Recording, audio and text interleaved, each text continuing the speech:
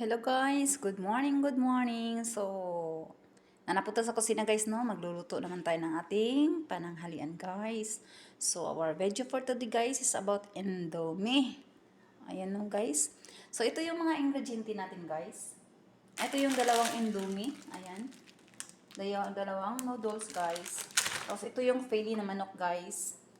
Ang nilalagay natin nito is ito yung soy sauce. Ito yung ginagamit ng sauce natin guys. Tapos, itong tomato paste, sibuyas, pepper cold, at saka ito guys, itong beans na to, vegetable with corn. Ito yung mga merong, ito yan guys, oh. Ito yung hinahalo natin guys. At saka itong cabbage.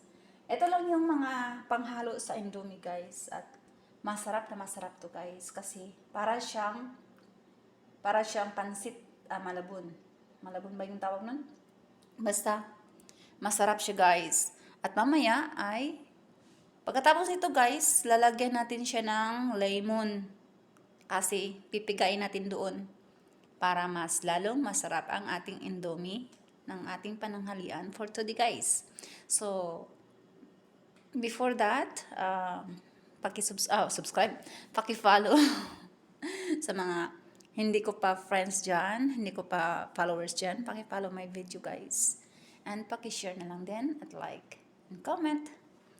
So, eto guys, magluluto na tayo guys. At ang ating gagamitin guys is itong butter.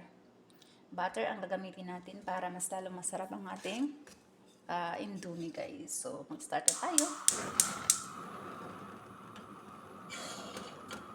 Guys, mag-start na tayo. Mikos-mikos sa ating butter para sa ating Indomie guys. So, hanggang dito na lang guys, no? So, aking ipapakita mamaya pagkatapos ito guys. So, bye-bye and have a nice day. Happy Wednesday to everyone. Bye-bye.